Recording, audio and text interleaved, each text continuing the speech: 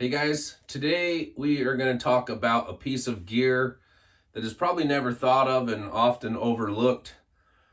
It's a gear that's very useful for me shooting precision rifle matches. I use it on every single stage, in every single match. And I want to go through that topic today. So what we have here, this is just my belt that I wear for shooting matches. It has some magazine pouches, has my IFAK, and a little dump pouch that rolls up for mostly when I'm shooting center fire, but I use it too for rim fire. I dump mags in it.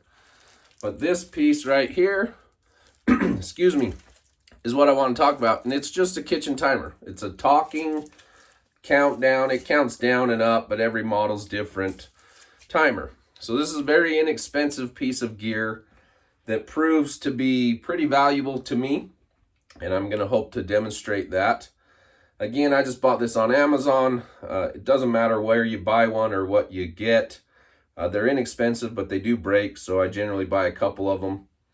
I busted the clip off of this one, so that's why it's just Velcroed onto my magazine pouch here. But as an example, I set this for whatever the par time is on the stage. And depending on your model, it may vary, but this particular model will give you a talking indicator of every minute. And then as you get below 1 minute, it gives you every 10 seconds. And then when you get down to 10 seconds, it counts down the rest of the time. So for example, this is set at 15 seconds. You probably can't see it, but it is on there at 15 seconds. So just listen. So it's counting down. It'll get to 10. And then it will just count down and beep. So how do I use that, and what's the benefits of it and the potential downfalls of it? I'm going to roll in a couple of videos here with a few examples, and hopefully you can kind of see what those things do and how I use that to give me a better chance of success at the individual stage and overall the match. So check out this video.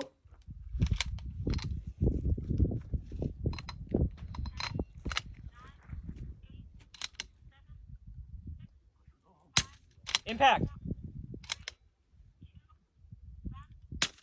Impact. So in that video, you saw, hopefully you could hear, it's kind of hard to hear the timer in the background, but as I loaded my magazine, I was down to about 10 seconds.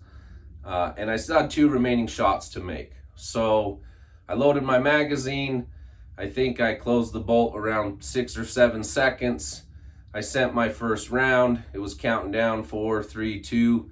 I hurry and racked another round and hastily got on target. I didn't have time to settle down, but I sent that round. And in this particular case, I was fortunate enough to hit it. That doesn't always happen.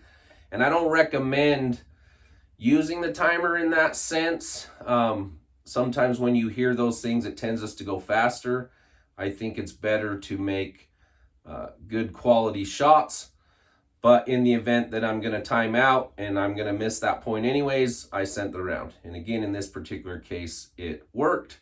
So that was an advantage for me. And knowing that time gave me the ability to know that I could hurry and send one more round. So we'll watch this next video and we'll have a different use that I tend to use more frequently and I think is a better benefit. So watch this one.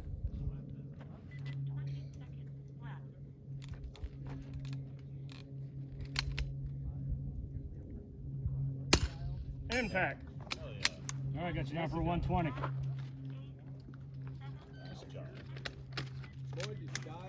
Good shoot, man. Yeah.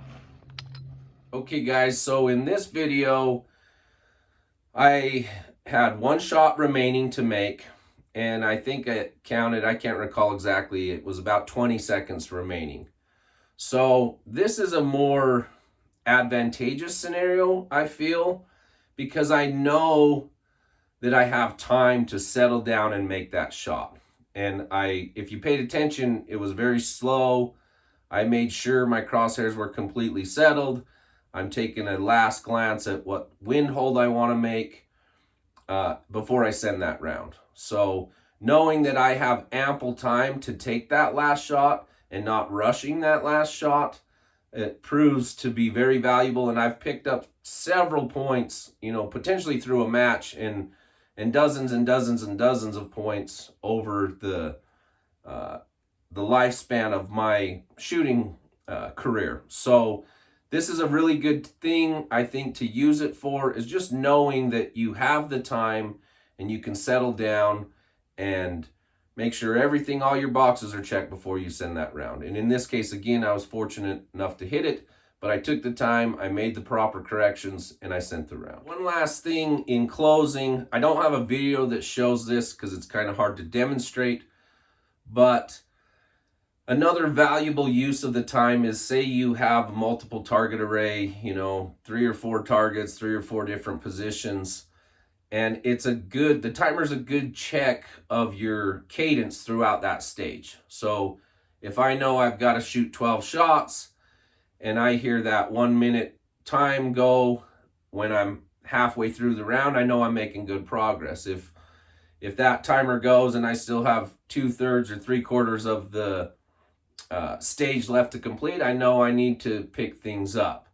If I've got plenty of time, I know that I can settle down and make sure every shot is as clean as possible. So again, this is just a little kitchen timer. It doesn't matter what you get. This one, again, I bought from Amazon, and I don't know, they're 20, 30 bucks.